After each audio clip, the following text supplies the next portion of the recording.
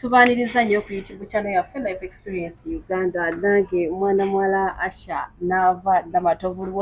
buli wamu tulaba bwe tuti tubeera twajjudde dda set Life Experience Uganda tuba twabaletedda ebipya. Life Experience nagamba tubeera n'amawulire aga trending, tubeera ne love stories, tubeera n'ebintu ebikwata ku bulamu bw'abantu. Ate n'olunaku olwaleero tuzze tunyumyeko ku kibooziboozi ekitambula eky'omubbaala ekitambula e Kampala ne bannange era bagenda kuba nga babeeyanjulirako ate era tukomewo n'omulamwa gwaffe. Manya n'eddoboozi Prince Liam official. Bwe mutulaba nga tutudde bwettu ku set tuba tubaleetedde ebinyuma. Tuli ku mukutu gwaffe ogwa Life Experience Uganda. Ogwo mukutu nga guli ku YouTube. So ogenda no subscribinga nosobola okuba nga ofuna notification singa tuba tutaddeyo ebyokya. Bo subscribinga kitegeeza mbu ojja kufuna notification Josh. Obenga bwe tuteekayo video yonna enyuma ereke kuyitako. Obeera ku mulamu. Olunaku olwaleero tuzze kubawa ku kibooziboozi mu mbeera yaffe gye tutambuliramu obulamu bwaffe obwa bulijjo. Bulamu bwa bulijjo bwe bulamu obwa bulijjo bw'abakyakaze. Kale awamu sijja kulandaga nnyo ne bannange waneeno nabo basobole okutweyanjulira. Josh MC, the only amplified king around town Kampala, Uganda. Vaniriza nnyo basebole banyaba batulaba aba streaming aba subscribing wherever you are. Chokola kya kabi nnyo kya ttendo. So tuli wano tubasazeeko. Amanya Rema Banks temuvaako mwekumire ku channel yaffe tugenda bayo ebintu ebinyuma mu bujjufu. Kale. Olunaku olwaleero tulinaagwe tukyazizza olunaku olwaleero. Mose amanya go gambe gwani? Amanya abantu Rema Banks. Njagala amanya agali ku ndagamuntu abalabi basobole okutegeera. Awo tubaagala awo. Omutume makka. Wamula. Awo amanya bwe tugaagala awo. Omutume makka. Twagala nnyo amanya ago agali ku ndagamuntu omuntu ategeere omuntu. Mutesi Rema. Bamutesi nze nabamanyako ekintu kimu babanyarwanda oli mukyala munyarwanda. Tulaba obutangi zino gye tutambulira. Omukulu we bamuyita MC Josh, the amplified king around town. Oyo tuli bawamu nnyo tubeera nnyo ffenna. Ayinawo amabaala ag'enjawulo mwakola mulimu gwo gwa MC. Tulina ebintu bye tujja tulaba mu bbaala. Ate ng'ebyo ebintu bye tusinga okulaba biba nnyo ku sayidi yammwe abaana abawala. Kakati nina ekintu kye neebuuza era nakibuuzaako lumu Josh naye yali bize tetwakimaliriza. Kyekireetera omwana omuwala oyo okwambala obulungi mwenda kemuyita kakyako ka make-up ako kemukuba emimwa mugisiiga mutambula nako buli ssaawa ndaba kaba musawo nga ndaba ayisaako ako n'olyoka osalawo n'otuula ku mwanjo ku mmeeza enyirira naye nga tewaliguze wadde ekyokuluna weetezeeko n'amazzi ga 13.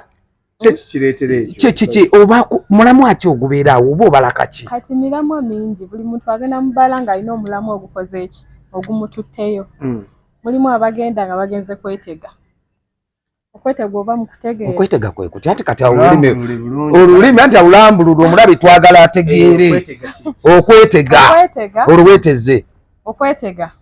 kanti sikimanyi nnyo ne kanti kunnyonnyole nga bwe kikola kinga bwe kitegeera. Era nti ntegeerayo n'endowoozayo. Okwetega oyo omuwala okujja mu bbaala ng'ayambadde bulungi ashaba steekinze anyumye kalipstick eko make-up ng'olugoye masavu n'ajja mu bbaala ng'ali yala talinaamu wadde ataso. Okitegeera kati n'atuula mu ntebe bulungi ng'anyiridde nga omusajja anamulengera wali ajja gamba yes.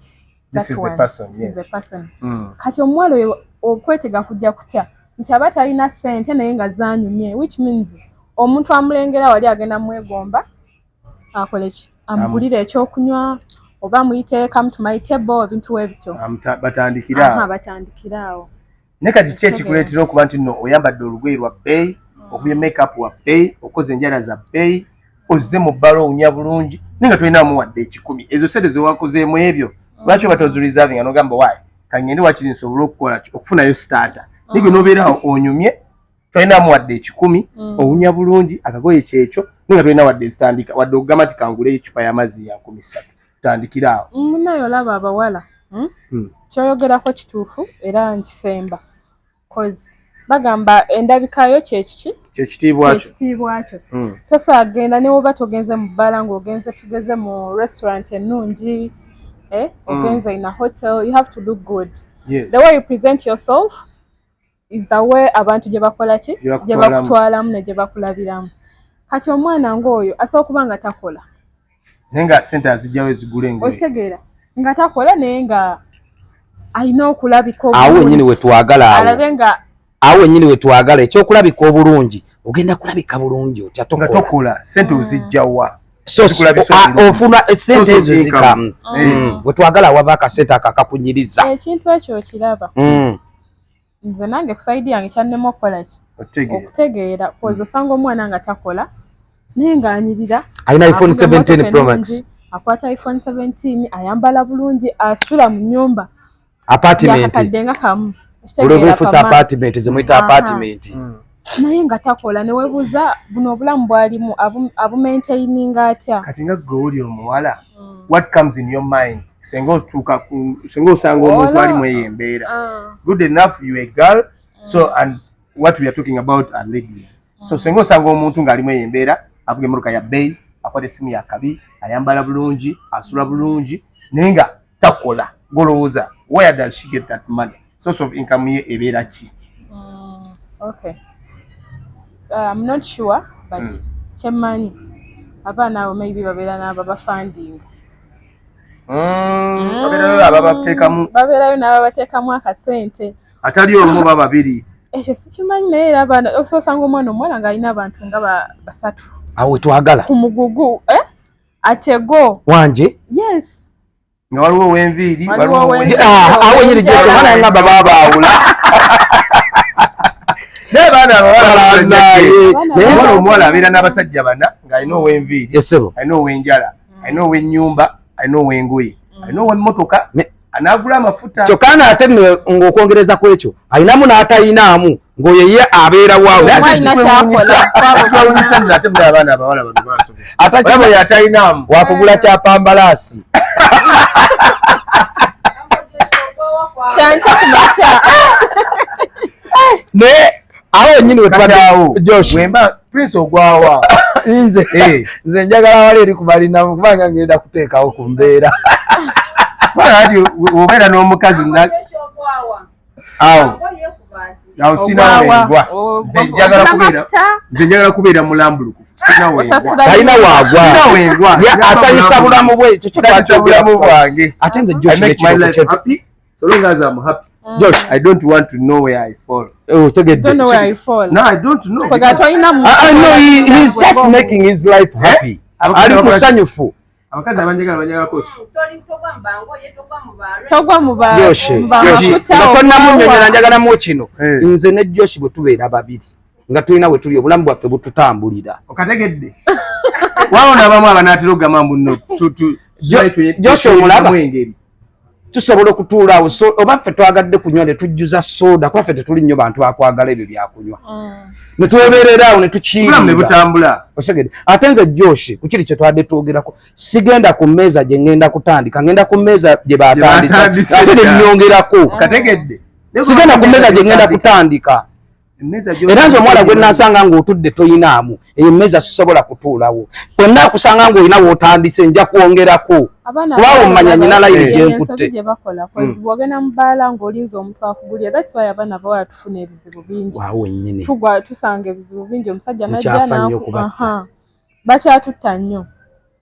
cause omuwala ajja mu bbaala talina ssente ogenda like oze mu bbaala tolina ssente onyiridde omusajja ajja kujja kwane akugulira ebyokunywa on his bill akugambe bebi tugende ffenna tena woganira tomanyi gy'abeera tomanyi akola biki you don't know anything about that guy that's why abaana babatta n'owulira nti n'omwana yagenze ne musajja ekiro ne bamukola ki ne bamutemula oba ne bamukwata ne bamurapinga naye kiva ku butagala kukola abaana ab'obuwala okitegeera abaana ab'obuwala tebaagala kukola baagala nnyo ebiwedde baagala nnyo okuleera engalo that's the problem naye kati n'ekirala Prince nze newunya omuwala ajja mu bbaala nojja mu bbaala for the first time oze mu bbaala okudde mu Josh Essebo. Nira now awo n'abasajja nabo ate wembe neyeza at the same time because ozze mu bbaala ogudde mu Josh tomanyi okay okubanga nkugulidde JP okay nekugamba you know what genda ffenna gwe omuwala naawe omusajja mwina mubaka ekikyamu mutya because you don't know the muwala n'omuwala you don't know the man simanyi gatsi wawoozi jagguzitandika kugamba nti n'omuntu omusanze leero mu bbaala ogenze naye omututte waka awo wafunira wakabuuza ku muntu oyo omututte waka oshegera tomumanyi ni first time oze ku Silverback waneeno osanze akawala katudde sikamanyi nako tekamumanyi muvudde wano mugenze waka omwana wakola ekikyamu tewali gwe bagenda kunenya nawe omuwala omusajja wakola ekikyamu ani gwe bagenda okunenya ekyo kyejjine kyoyogedde mukwano gwange akabozi yakampa yamutwala bwatyo ne batuuka engeri yangamba baali banywedde Captain Morgan bagimazeewo bameka batuuse mu nju yalina essimu 2 kuliko empya nga bamututte ai omugayi wange yannyomeza nangamba yalina essimu 2 empya omugayi gayi bwe yatuuka ewaka yangamba ye bwanywa bwatuuka ku buli naawummula yeebaka bwe yatuuka ewaka baabaako bye bakola ebyabwe gayi n'ayitirayo neyakolaki neyeebaka omukyala ndooza ye n'asigala nga akolaki agenda okuzukka nga essimu emu empya yagitutte ne ssente zonna naye nga talina connection naye kumunoonya kuba bwe yamukwana mu bbaate beewa nnamba lwansonga baali bonna ate n'amutwala ewaka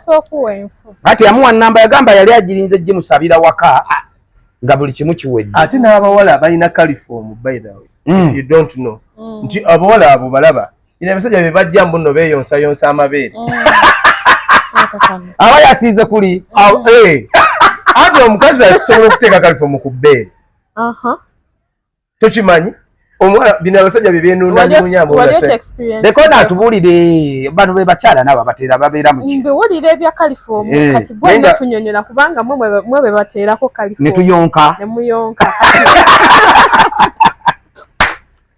naye nga wali ekiwuliddeko nti nno abawala bateeka caliform mu mabeere nkiwulira mu bantu mba mbiwulira kubanga trust me omuwala ajja kugenda ew'omugagga nabe nga kino ekisajja kiri loaded nnyo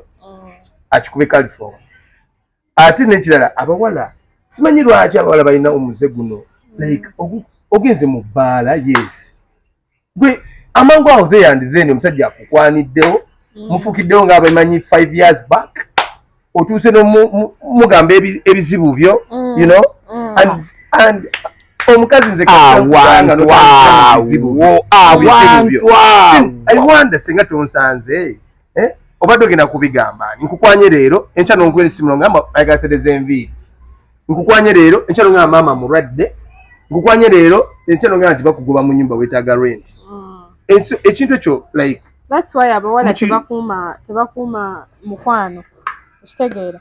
abawala tetumanyi kukuuma mukwano nze nja kwetwaliramu kuba ndi muki muwala abawala oba abakazi tetumanyi kukuuma mukwano kozesa asanga muntu tomumanyi wakamusinkana wiiki emu n'omugamba mami mulwadde taata mulwadde rent yaweddewo enviiri biki okitegeera ekintu ng'ekyo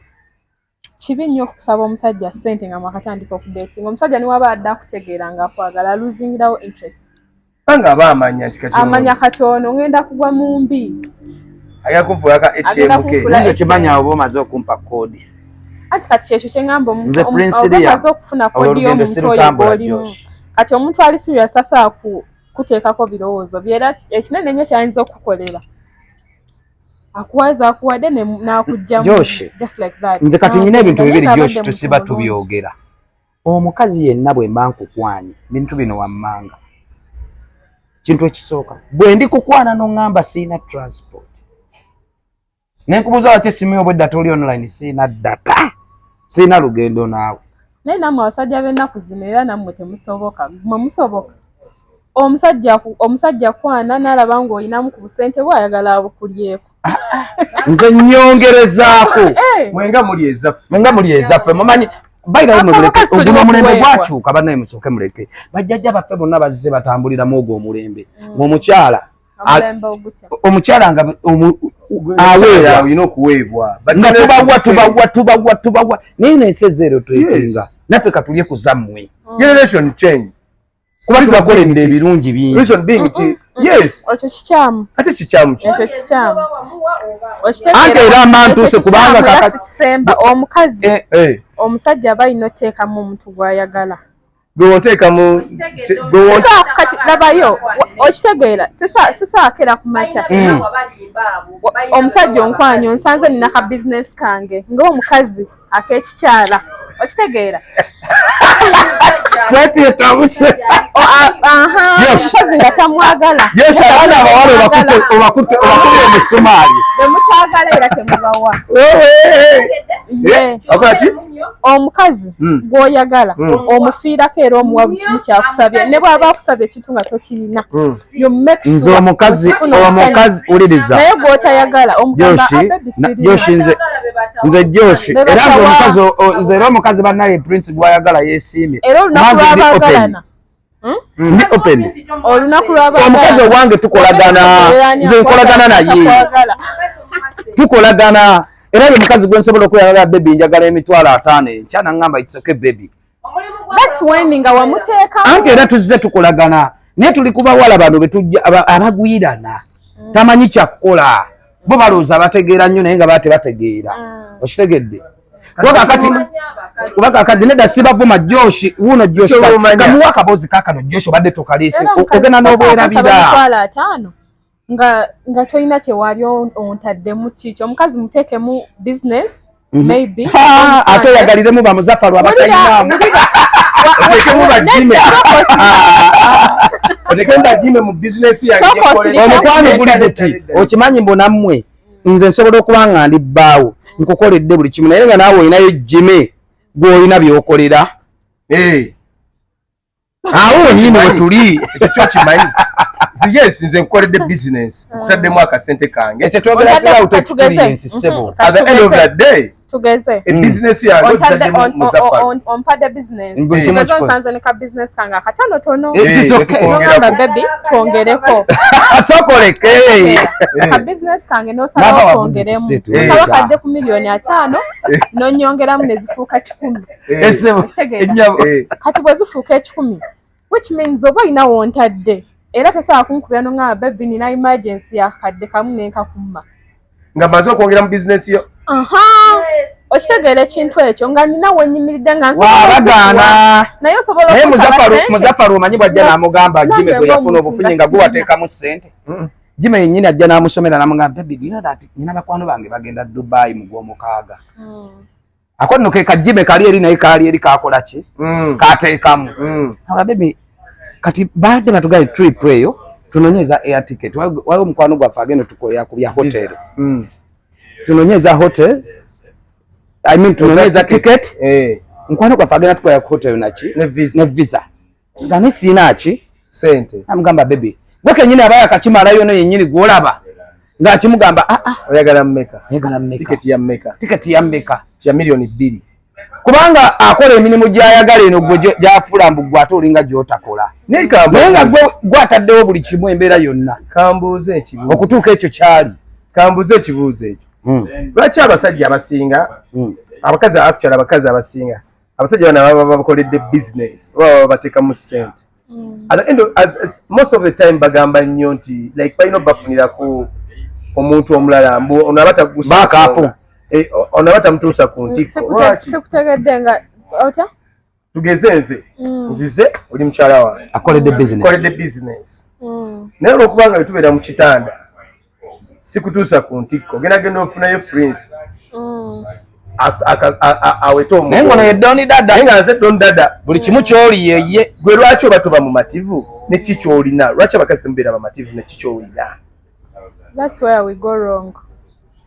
because I've done wembera n'omuntu nga buli kimu ashaba stakinga naye nga mubuliri tali steady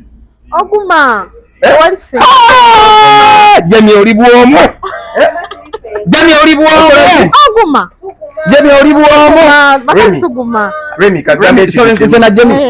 ekigambo kimu olaba naava naawe tewaliiwo awaliza kubanga munnaye tewaliiwo mukazi mu nsi muno agenda kuguma nga tafuna ssanyu mu buliri endowooza ya Josh ate nga ndowoozayo teri mukazi agenda kugumira mbu simanyi ompa ssente simanyi ompa biki nga we mugenda mu kitanda tobeera happy era ogenda kusanga onfuniddeko mutyaba kati ntegedde Josh omutyaba asobola okukola nze njagala gamba Remy mu kifo ky'okugenda ewa Jimmy side dish omufuule buli kimu waliwo abantu abalanga ebintu tomunoonyeza mbeera esobola n'omugamba kubanga musuubira okwetegeera n'ogamba baby honey n'omuyita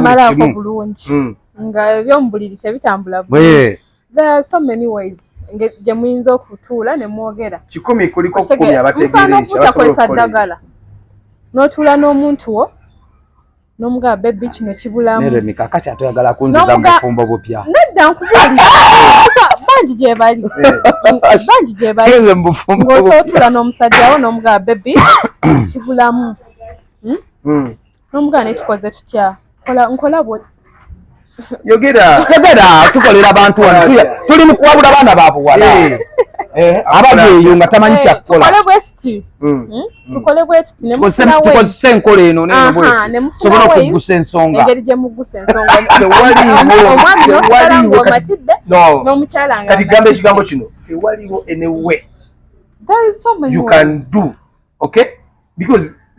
let me tell you something ogenda gamba nti omuntu omanyi abakazi you know when we go to bed styles ogenda gamba omukazi muno agenda kubeera ku missionary okay wabeera ku missionary omusajja jaba tamutuuka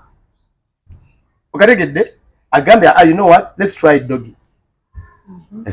kati ate awo obuzibu bujje osanga omukazi alina amabina manene gakomeeri yeetaaga olupiira abaganda bagamba teri enjovu teremerwa amasanga gaayo osanga omusajja nga alina akantu oshegedde okuba nakatini naye nga amanyi okukakozesa gye bali nga alina katini naye nga ogenda kusanga omukazi agenda kuba bw'omu yekka nno ekyo ekibayo kirimu wekka kwane namba takiri mukwano gwange wano ne tuleeta abaana oyinza okuwulira omuliro oguwandwa alize gamba ebigambo bino abakyala they are not satisfied in bed first and foremost it is very hard if you're not perfect like you're not brave enough kubanga muliwo abasajja abamu abatagenda kwogera muliwo abakyala abamu abatagenda kwogera kati omukazi ajje nga alinamu akasente ke ate n'amaanyi nago era tuddawo tulwane nnyo ozo kitayedde ansa ajeewadde nedda kyenkugambye kiri nti n'omututuula naye mufune ways ezo inako kahiiti tubye betwagala eyo kakati fe abamu abatabimanyi babawala kati abatulanga gwe mugenda ne mutomera abagagga abali mu style muyina styles omusobola okukola nga mmwe nga mwogedde nekigwa simalaako nga sisobola kukola that style naawe n'omala tekisoboka kizibu nnyo abasinga bamalira ku gundi okimanyi oli wekka era ekyo ekibaya abakyala basinga it is very hard by the way okumazisa omukazi ng'ali wansi omukazi nedda olaba abakyala bano babeera ku top waggulu kati waliwo okimanyi Remy tudda wano Remy tudda wano nedda ekyo Josh alimbyemu ekyo Josh alimbyemu sirimbye seeka ekyo olimbyemu seeka 100% kale 90% naye bwe tutuuka ku kintu ekyo buli muntu alina engeri gyatuukamu mu lugendo olwo engeri gyatambulamu n'ekintu ekirala kati ono nga kyabadde ayogerako Josh nze nkubuulire waliwo omuntu akugamba nze mbasirabe ku muggo gwa Musa oguli Steve obulungi nga guli hard ebisigadde tombuulira tolina kyojja kunkakasa oyo omuntu bw'atyo tolina bw'ojja mukakasa nibonaaba olina ssente ezenkanawo okitegedde alina okufuna jime abaana bwe bali wano bakola omubiri ku jimu akeera kukola mubiri naye omulondo bampika bunyama babeera n'obuntu ate abo bapika obunyama be babeera n'obukugu naye ate bo baba baagala. Let me ask you, Remy, about 3-4 questions. You either say yes, or no. So when it comes to the man, okay, Tall, short. Answer. Tall, short. Tukolera abantu. No pass. No pass. Neta nyabo tukolera abantu tuli kumpewo. Yeah. Tall, short. Tall. Big, small.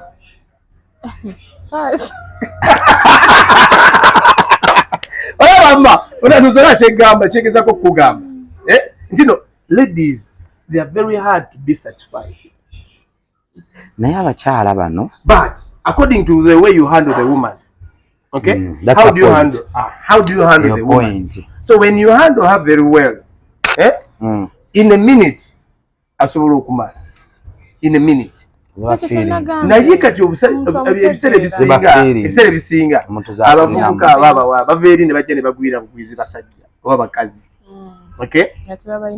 how are you going to come out nojja notandika nti kati mutuse right now mu room there and then ojemu seruwaleyo oli ajemu naluwaleye oshegedde nina akantu ke nayinjagala okubuuza oyingirira ne batemesa abantu abo babeera nabo batuukayo abo tebalina budde abagabira na budde batuukayo oba pakupaku tebasobola kutuukayo abo tebabeera na budde badde wetaaga nasha nava ali ku seti tutuukayo abo bano banneeko ati akugamba sebuzi yangu weru bakasoma banninzi akantu ako twali tulina kabuuza Brenda ati akugamba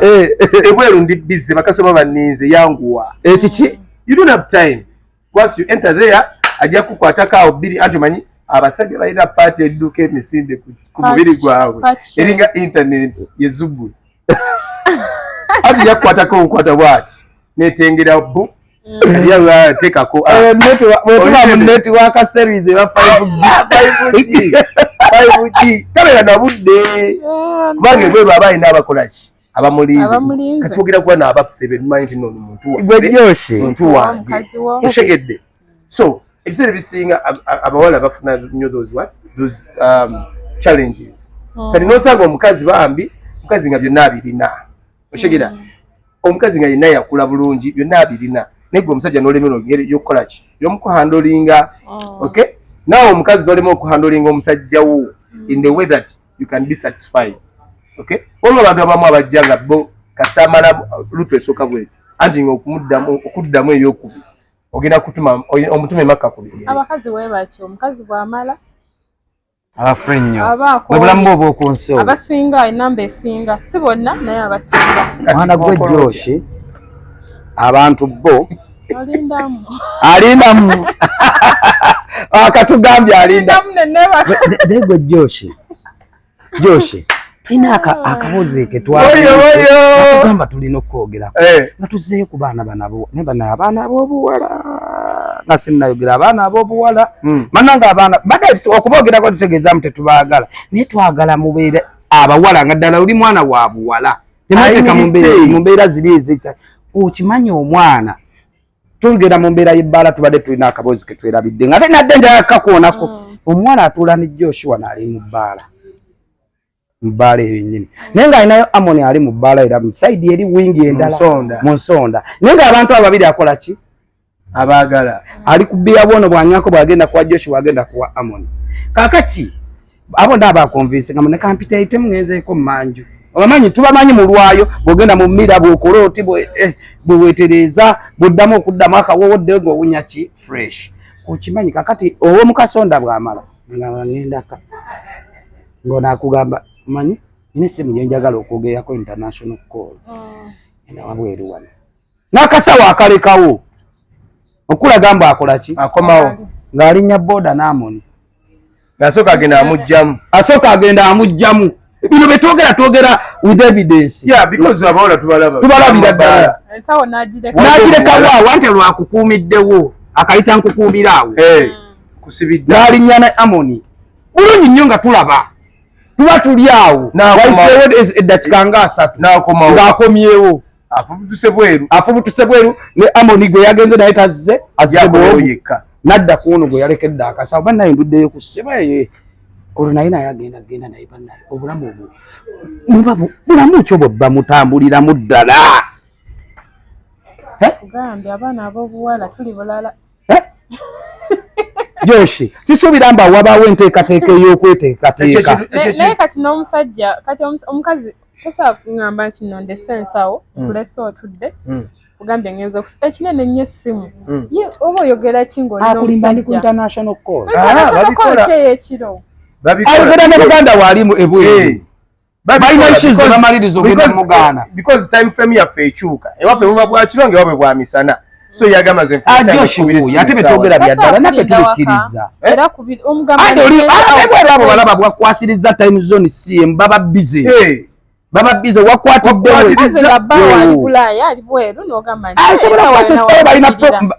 nze nakulese bulesi olina programu zo kwotambuliza obulamu era kati omusajja gwolese wano waba mpozi nga musiru era asigalawo ali ku bbiya emyezi ekyajjudde era bw'akomawo atandikira ku kabbiya n'atandika okunywa nakyala bamukamudde addawo obutaali fresh ng'obulamu n'ekirala lwaki mugenda mu bbala ne musaba ebyokunywa mutasobola kweguliranga mmwe nga mwebali nnyo ogenze mu bbala ogambye omusajja njagala Remy Martins nga bwe tuli wano ku Silver Bank tuli ku Silver Bank wano ozze wano ogenze wali ku count otumye waitress omugambye muyina Don Julio naye nga deep down you can't even afford a yugi of 60,000 kyokka bwe kabeera n'emikwano gyako munywa bbiya bw'obeera n'emikwano gwo munywa bbiya because olabye Joshua ali oyagadde omusabe Don Julio oba Bereya naye nga gwe tosobola gyegulira embeera eyo ekyo kintu okyogerako kye kubanga olaba nze nganze ku saidi yange oba basiina nsonga lwaki omuntu agenda mu bbala nga tasobola kugula byakunywa byagenda kunywa ati kati Remy gwe olina bizinesi y'okola olinamu ssente zo waliwo omuwala ajja mu bbaala olw'okuba nga bano be bayita mugagga aleese azze mu bbaala olw'okuba mugambyeko n'asaba Bereya omuntu atayagala kwesa ssente ze nga omukazi osobola n'okuba n'akakadde wano ku nsawo naye nga it feels good ng'omusajja akugulidde akuwadde naye akuwadde that's fine but categories za njawulo bano benjogerako be bano banzize muwajja mu bbala anywa bbiya wa 15 oba 13 oshegedde wazze ku Silver Bank agambye njagala Bereya ya mitwalo 4 okay kati ate enkya ku makya onsinikira ebinnyo okeera ngaye mbwate tolina zakulya nga seri wazirwedde mu bbaala aba akulabyemu potential egula Bereya kati we tuba tugambe nti nno tuzze mu Silver Bank oguze Bereya njikuwadde enkya tolina kyakulya naye Bereya njiguze emitwalo 4 njitese ku Silver Bank enkya onkubira oŋŋambe bebi ate mbadde sina kyakulya naye nga weerabidde nti no ssente ezo wali kutte ssente ezo noŋŋamba you know what zikiba njagala nnyo abakazi mwana abakazi abatigiira like civilized women because you cannot go with a person in a bar nga deep down akimanyi tomorrow she needs money n'akukkiriza okuspendinga anyhow era what she will tell you you know what baby tomorrow I have some issue I need to do ABCD if we were to spend like 400,000 okay at least let's go spend like 100,000 oshegedde spend like 100,000 then the rest we can do what we can see naye obwongo temubulina mmwe kumakyakera kukubiranga gamba talinaako yaka oshegedde naye nga jjo mwabadde mu bbaala ne mu spendinga more than 600,000-800,000 abakazi oyo mukazi oba aba mukazi wo ng'ozze naye oba justing omusanze busanze oyo kati katwogera ku mbeera etambula gye tutambulizamu obulamu mu mabaala kubanga era oyo muwala asobola okubaawo ng'afuuse nga girlfriend yes she's your girlfriend kubanga mugenda kubeerawo nga mwogera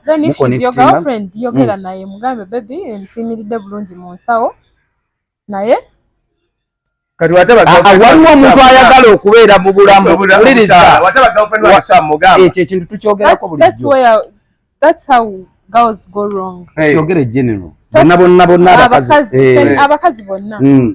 cause bw'oba nga tolina ssente lwaki oba ogenda mu bbaala okufekinga obulamu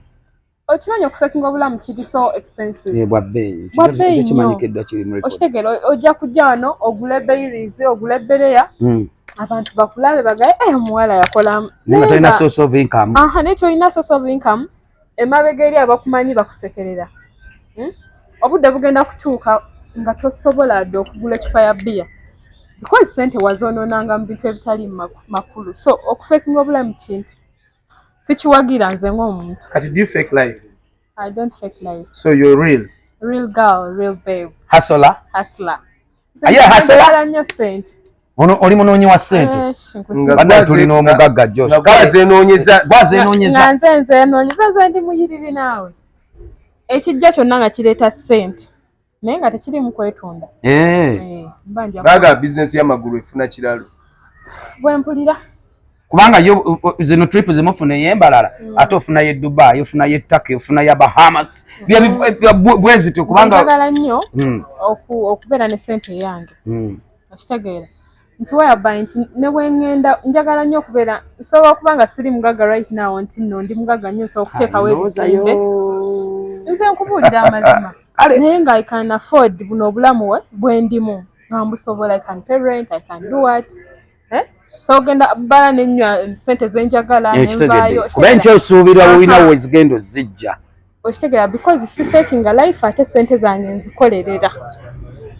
okitegeera nzikola okera kumakya n'ogenda n'okola n'oyiriba n'obuzibu obuliwo Josh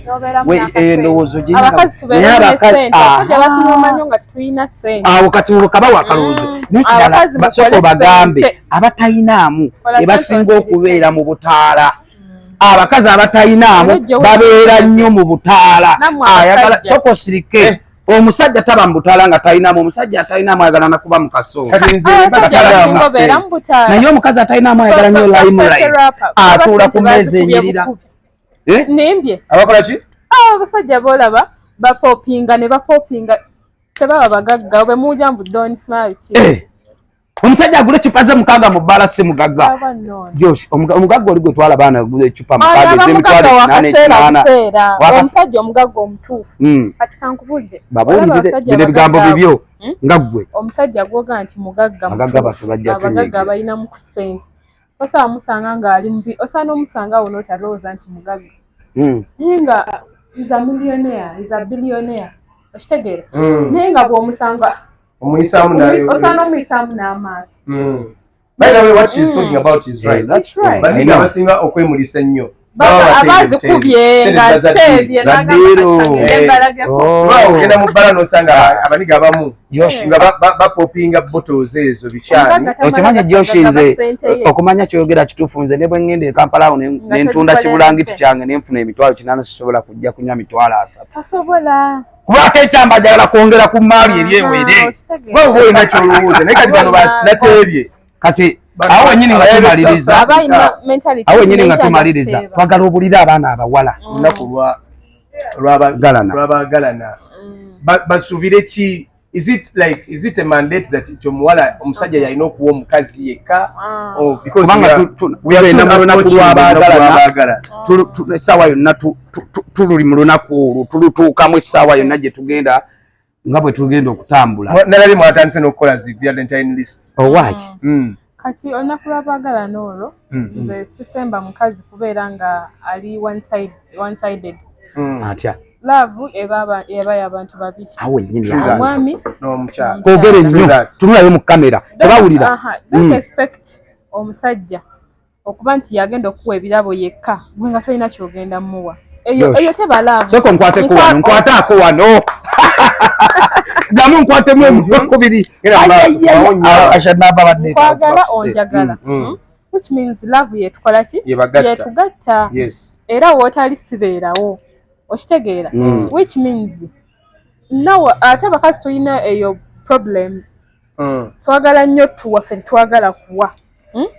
abasajja bebibanyumira bitono nnyo bagambe bannange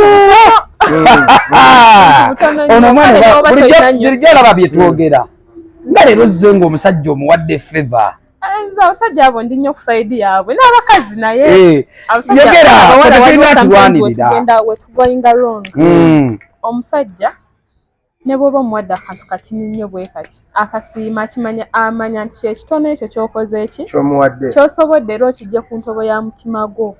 n'okimuwa kitegeera so kati kwegamba ne bano abantu olabona bano abantu abatuwa ebigundi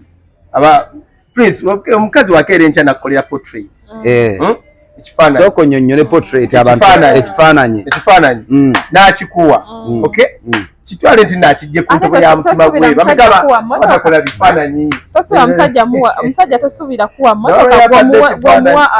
akasaati tebimakinga omwana yamuwa iPhone 17 kyokka ate ye bwe yali amuwa ekirabo akasaati ka mitwalo 3.5 bwe yali amuwa ekirabo yamuwa omusajja omusajja amuwa iPhone yangamba yali 16 omusajja watuukira okuwa emmotoka aba ayina eddala waakulabira era obalina wooli awo nnyini omuntu eyandikuwadde emmotoka gwe wandibadde omuddiza otya nga gwe anti kati olaba obeera n'omuntu wo kyogereko ekintu enjabizira ebyaki ezo tuwa emmotoka nga tekuli kaadi bakuwadde vuba abo balalu naye nze omusajja ampa emmotoka nga tampadde kaadi obireke dadi obireke ddiya ati ngenda kuwa kaadi ngenda kuwa emmotoka yange ekyogenda ogitekemu mutyaba ate lwaki nteekamu mutyaba bwe neetangira bwe nti nga ngikima awo nyini bwe neetangidde nga ngikima kuba eba protection obutadde protection ekyankusaza oyagaliramu na mutyaba abakazi bano boolaba si be bantu beweesiga tebayo nno obonya abakazi bambonyi woogendedde mu ggondi okugijjayo ogigulire omukazi ne kaadi zimuwe emmotoka omusanga ali ku Masaka road bagenda ku trip mutyaba atudde obadde otya nga mutyaba yavuga n'ovuga ssebo era abakazi tebaba bakola ebintu ebyo omukazi omuwadde emmotoka tomuwadde kaadi kiba kiki nze wenkuwa emmotoka yange kaadi yange sigaza nenkuwa n'ojoga genda oyagala Josh nga tumaliriza abakyala abo twagala obawe ku nsonga ya Valentine enaatera okutuuka engeri gye baneeyisaamu wandyeyisizza otya omwagalwawo oyagala kukolera ki omukyala yenna ali eyo naawe omwami because eno Valentine teri kuside enu engeri gye tugenda mu Valentines kyolina okumanya first and foremost soka wekkakkanye omale otegeera nti nno kati omwami wange soka otunule mu mwami wo sadaliyo gy'aliko wekwepima yes opime n'omwami wo do not force somebody to do something that he can't do oshegedde yes wanga ogenda kufuna obuzibu at the end of the day ogenda kunyiga nga talina kyakuwadde so mutuleke twerowooleze oshegedde so toteekawo command nti nze njagala kino ompe list ndeka nze nerowooleze kyensobola kyenja okukola ki okuwa nekirala nawe omukyala tekirina wekiyinza kukoseza nti nno oba gwe wadde omwami wo Valentine okay ogenda kufa tekirina kikuvaako yes sokera enkya mwami wo muyiwe mu akantu awo surprisingly naye akole ki asanyuke oshegedde so awo wenyini tubagaliza olunaku olwabo abaagalana ate nekirala okwagalana luno olunaku tekitegeeza mukazi na musajja ne maama wo ne mukwano gwo atali patanawo n'omwana wo asoba Valentine wo so anybody can be somebody's Valentine oshegedde so at the end of the day let's just make it happen like don't build it on relationship bed to bed okay it is general spreading love to each other it is strings of love okay so that's what I can say about so awo nyini nange ngambagamba nze ensonga enkulu gye ndabyemu twepime olunaku luli olwo terututeeka nnyo ku pressure terugenda kufuga bulamu bwaffe bwonna weepime omanye woogwa omanye layini mwentambulidde naye nga tetwewa nnyo stress gaba ekirabo woojja tuve mu showbiz Josh abantu baagala nnyo showbiz tetukola bintu bya showbi mulimu omuntu omu alowooza okukola ekintu yeewole n'okwewola nakwewola busente nkolere bba wange surprise no kola kyosobola olunaku luliki embeera waliwo n'abaaki so mweberemu so ekyo nga tumaliriza bannaye nina omukyala apangisa week Josh mukyalo we bamuyita Mama Guro tuli ku SJ Plaza wane Makindye room number eri J8 naye nga apangisa wig muzita wig abakyala wig alina ebizigo ebyerusa mana abaagala okwerusa ate alina n'ebizigo by'abaddugavu okumaintaininga obuddugavu bwo bubeere nga kale bagita lightening mugiyita muti melanine ng'oyagala kweruka oyagala ng'osigala mu bwa black bwo naye ng'obumaintaininga nga skin enyirira lightening ayina ebizigo ebyo so bw'oba oyagala mama gwe munoonyeeko ku page ye eya TikTok osobole okuba nga otunula amaidaadi sana asangibwa ku SJ complex Makindye awo ng'oyambuka nga adda just wakava ku New York building awo akazimba akaddako kakalina era ekipande oba okiraba kiriko Mama Gross City osobola okutuuka waawo noba nga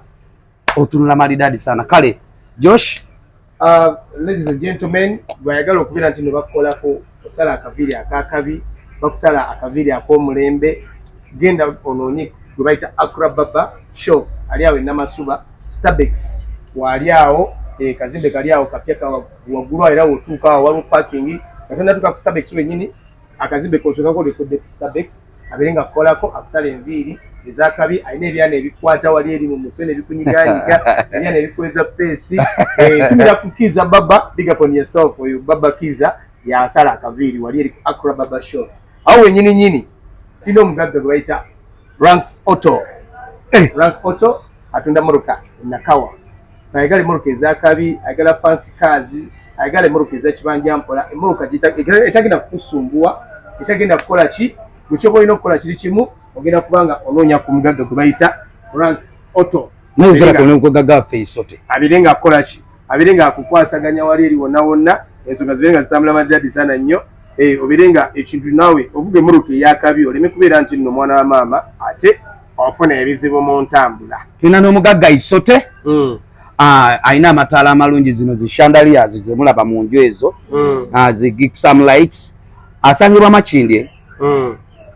so Isote wali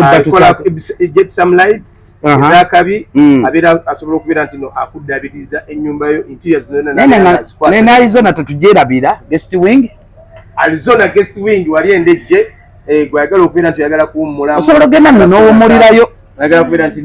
ofuna emirembe balina free wifi balina DSTV ebitanda birungi parking weeri ate balinawo ne